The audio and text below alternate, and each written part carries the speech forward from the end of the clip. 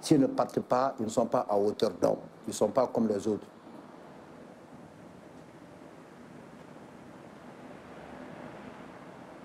Le plus grand lot, c'est ceux qui essaient de partir avec 500 €, 300 €. Ils se jettent dans le parcours migratoire subsaharien vers l'Europe. À lui, sortir sa famille de la merde, a le temps d'écouter nos... Ça peut prendre des années et des années.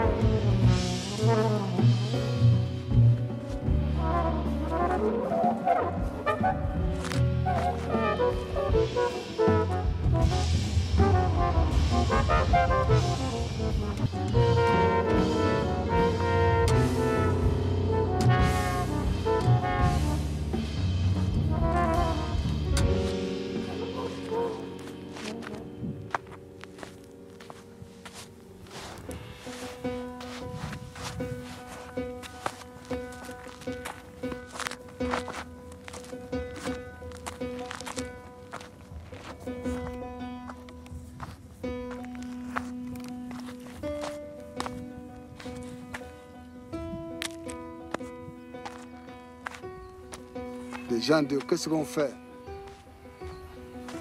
D'autres disent, on va à droite. D'autres disent, on va à gauche. Les majorités qui font à droite, il faut aller à droite. On a fait ensemble. On a marché, on a marché, on a marché, on a marché. Le moment où on a vu les Marocains militaires qui sont venus avec les 4x4, ils ont posé les questions pour nous. Qui vous amène ici? C'est les Marocains qui nous amènent ici. Ils disent, est-ce que vous connaissez les Marocains? Ce que vous amenez ici. Ah, nous disons qu'on ne connaît pas.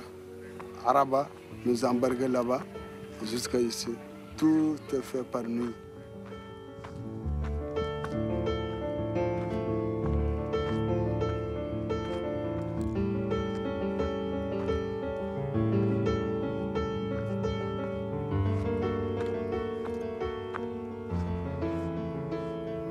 On nous a dit qu'il y a un Noir qui travaille avec un Marocain pour faire traverser les gens clandestinement pour aller en Espagne. Ils nous ont embarqués à 22 h. Ils ont des voitures vite teintées. On appelle ça automafia. Et ils ont pris la route du désert, ils sont rentrés dans le désert. Ils nous ont dit, asseyez-vous dans cette maison, on va faire échange de voitures. Cette voiture va repartir à la une et on va envoyer une voiture plus grosse qui va nous emmener jusqu'à la plage. Et on a accepté. Et lorsque nous sommes entrés dans la maison, on a vu des Marocains armés de machettes, couteaux, goudins, toutes sortes d'armes dangereuses. Ils ont commencé à agresser les hommes, à macheter les hommes, semer la panique. Moi, j'ai eu peur, j'ai pris peur, je voulais fuir. Et il y a un parmi eux qui a pris la machette, qui m'a tapé sur le visage. J'avais tout le visage en sang. Ils m'ont pris, ils sont allés me remettre dans la maison. Il y avait 4 filles avec nous. Ils ont violé 2. Et parmi eux, il y a un qui a attrapé mon mari, qui l'a mise par terre, qui a dit qu'il va l'égorger. Et j'ai commencé à demander pardon, s'il te plaît, pardon. Il a dit donnez l'argent, donnez tout ce que vous avez. Et on a donné toutes nos économies, les téléphones portables, tout. Ils ont tout arraché. Et ils sont partis, ils ont pris la fuite. Ils nous ont abandonnés dans le désert.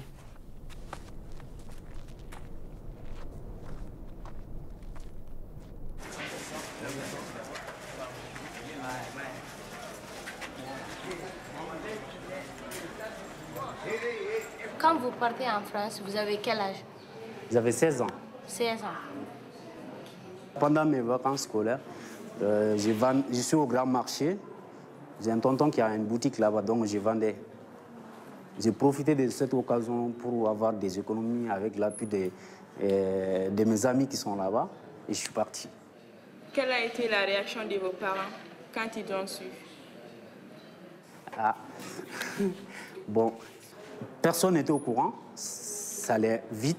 Et quand je suis arrivé, j'ai appelé, ils m'ont dit non, c'est pas possible. Surtout ma grand-mère, elle a pleuré toute la journée.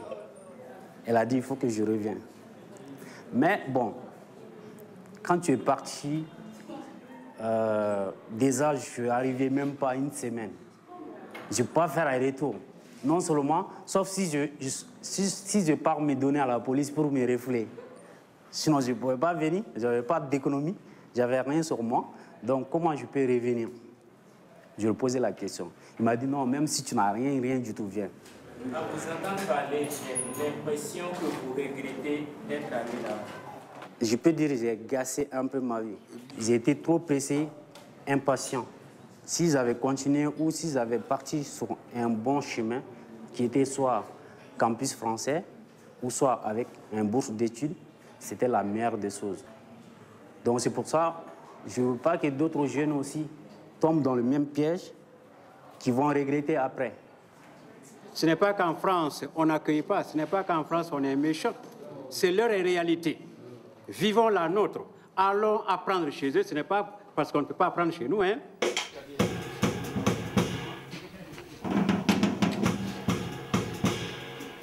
Si nous prenons le Mali, on constate que les jeunes diplômés sont tellement nombreux.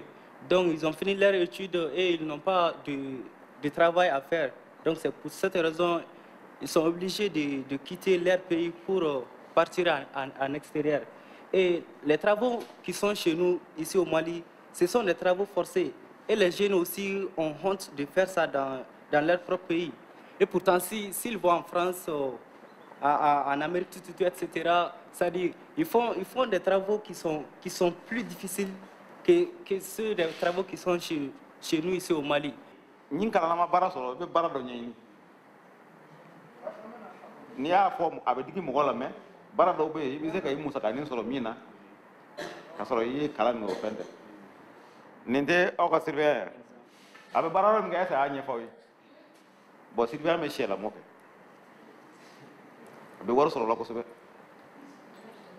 ne yɛrɛ bɛ sɛ lamɔ kɛ caman bɛ aw caman b'o kalama miliyɔn 2 bɛ sɔrɔ sɛ la san kɔnɔ ne bɛ se ka miliyɔn 2 sɔrɔ sɛ la san kɔnɔ.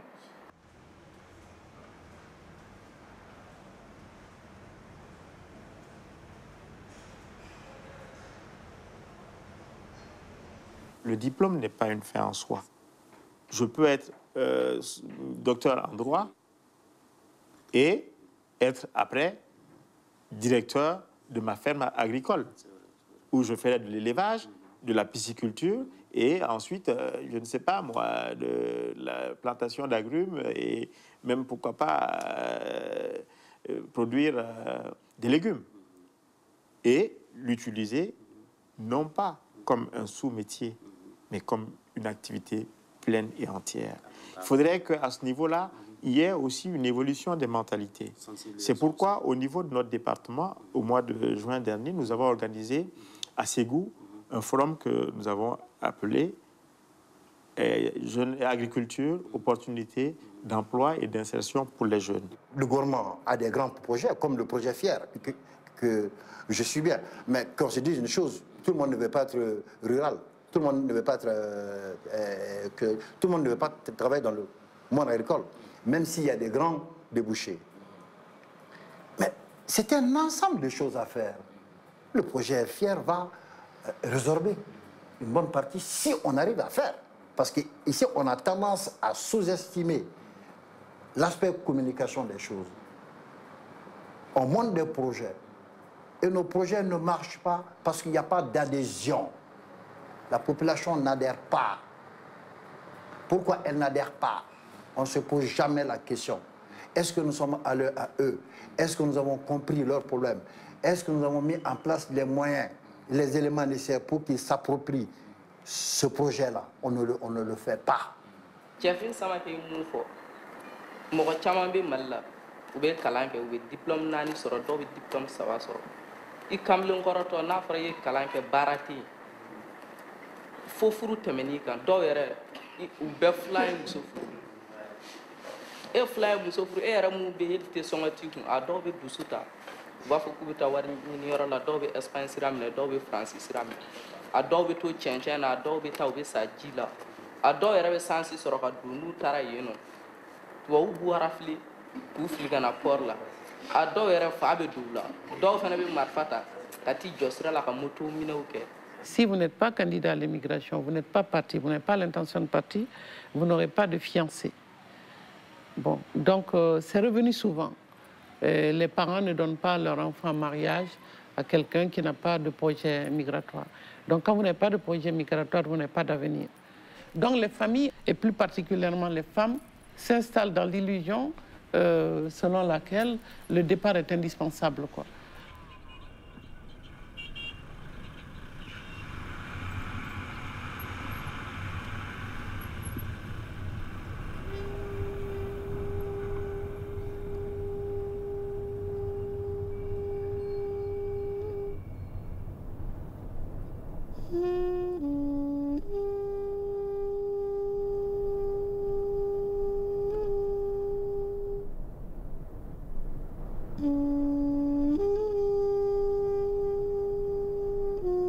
I am from Nigeria, and I left Nigeria since 2002. But this my journey make me to pass through the Sahara Desert. On our way going, we are about 4 jeep. It was only one that survived, which I was among the, and each jeep carried 50 people. On our way going to Rabat, we faced different problems because we are not with paper. Police harass us, even the Moroccans. They call them the bandits. Sometimes they control us on top of the sea, and they will bring us back to Morocco. Sometimes I go to Merilla where they come to jump the barbed wire, but they still control me through the barbed wire and come back to Morocco. What is life all about? We don't have 2 lives to live. We have only 1 life. An hungry man is always looking for a place whereby he can eat a food. So for you to say you want to stop him, if you stop him from this side, he will go to that side. So I'm looking ahead to see a better life in Africa, because when there is a better life in Africa, I can go back from here and go back to my country.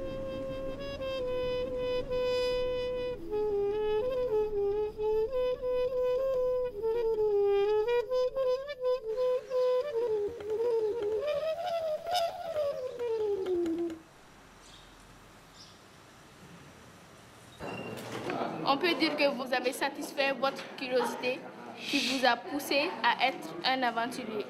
Bon, je peux dire que c'est une curiosité que j'ai prise en dernière minute partie. Mais quand je suis arrivé, j'ai vu que c'était un montage. À la télé, on voit les tours Eiffel, on voit des trucs, on voit les belles images. Mais c'est différent de la réalité.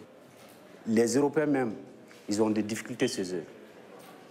Il y a difficulté économique, il y a difficulté de logement, il y a toutes sortes. Toutes les difficultés qu'on vit ici, il y en a en Europe.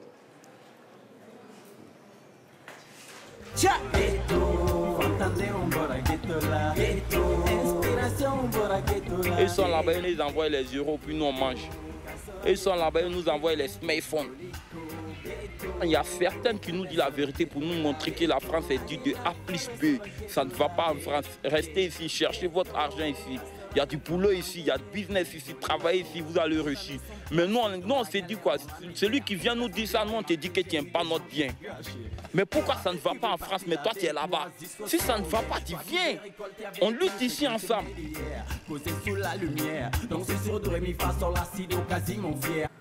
Quand on regarde de près, le président malien est meurtri comme chacun d'entre nous, de voir que ses concitoyens partent par milliers et se tuent en mer ou sont chassés ou humiliés à tout bout de champ. Et l'idéal, quand cela arrive à vos frères, vos fils, l'idéal c'est de dire, bon, si c'est ça, restons chez nous, on va s'organiser de manière à vivre dignement de ce que nous avons. Mais il s'avère que ce que nous avons, nous n'avons rien. On est dans un système économique mondial, j'appelle ça congénitalement inégalitaire et violent. Ce qu'on vend comme concept de mondialisation aux démunis, vous n'avez pas le choix, c'est marche ou crève. Libéraliser, ouvrir, réformer en fonction de nos besoins. Donc voilà, l'argent, les biens, les marchandises doivent circuler, mais c'est nous qui fixons les prix, c'est nous qui déterminons les termes de l'échange.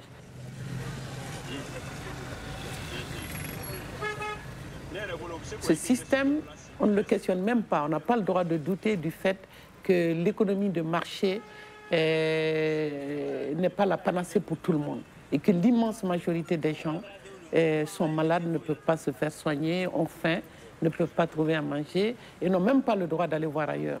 Alors c'est dans ces circonstances que des enfants, avec la complicité des parents ou tout seuls, décident d'échapper à ce qui ressemble pour eux à l'enfer ici.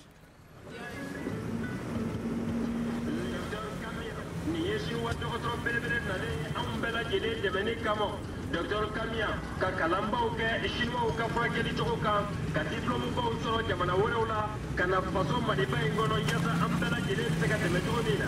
Docteur Kamia tɛ maa ɲininka mun b'i la, sabu ale de b'i lajɛ min b'i la k'o f'i ye n'a ka subahana mansiw ye 200 dɔrɔn. Acupuncture ni o ye chinois ka tigɛli ye, a b'o fana kɛ daasi 400 dɔrɔn.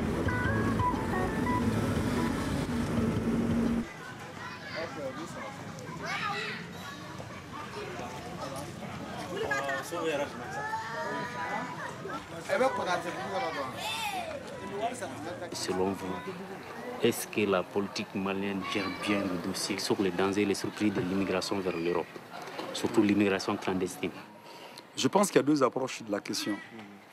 La première approche, c'est de ne pas accepter les prises de position de l'Europe sur la question de l'immigration. Nous sommes un monde planétaire et les individus ont le droit, les hommes ont le droit d'aller librement dans tous les pays, dans tous les sens. De l'autre côté, elle est la conséquence de la politique de non-développement de notre pays. C'est-à-dire une politique franchement capitaliste, avec une économie complètement tournée vers les besoins de l'économie des pays les plus forts. Donc ce point de vue, c'est le chômage. Ce point de vue, c'est le sauve qui peut. Ce point de vue, c'est la grande débrouillardise, quoi.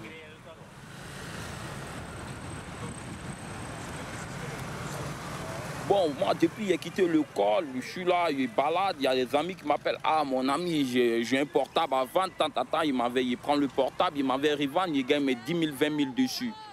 Bon, on est dans ça depuis fort longtemps. La nuit, il a fait les petits ventes du tabac, des cigarettes, du tabac, où il vend ça chaque soirée dans les boîtes, devant les boîtes de nuit, les dunules, caravelles, les paquets, parce que la journée, si les paquets sont à 500, la nuit, moi, il fait pour moi 1500. Voir m'en sortir. On ne peut pas concevoir l'emploi sans industrie. On ne peut pas concevoir l'emploi sans la mécanisation de l'agriculture. on ne peut pas créer d'emplois sans développer les infrastructures routières. Donc, si on ne construit pas une économie nationale, on ne peut pas créer de l'emploi. Et cette politique de construction d'économie nationale est complètement bloquée de la part des dirigeants africains, de nos dirigeants. Tout ça, c'est les présidents africains. Parce que c'est leur intention, depuis qu'ils ne sont pas venus au pouvoir, de venir nous voler, de venir nous utiliser, en profiter de notre ignorance. On sait déjà, mais on fait semblant, nous aussi, on part voter comme ça. Nous, on ne vote pas tant qu'on ne nous donne pas les 10 000, 5 000. On s'est dit quoi, donne-nous notre 10 000, tu nous donnes, mais on vote pour toi. Là, c'est sûr. Tu ne nous donnes pas, on ne vote pas pour toi, on ne fait rien pour rien. C'est ça.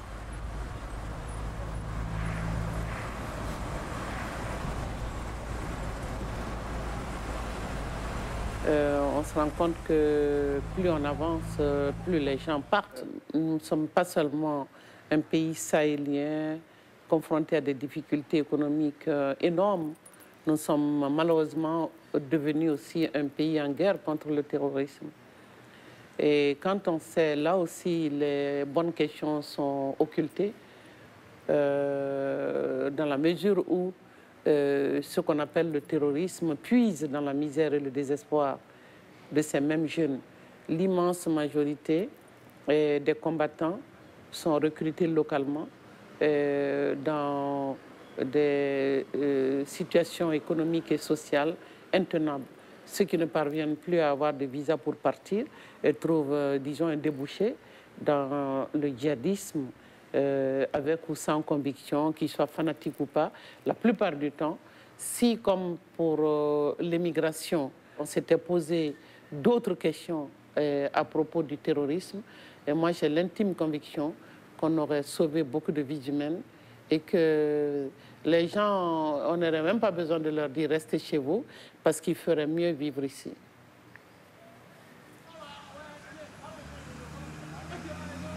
Nous, on a une mentalité, on s'est dit que les Blancs ne calculent pas. Les Blancs, ils s'en fichent, ils prennent et puis ils nous donnent. On vient construire chez nous. Parce que tant que chez nous en Afrique, ici, tu ne construis pas, on trouve que tu es maudit. Chaque Malien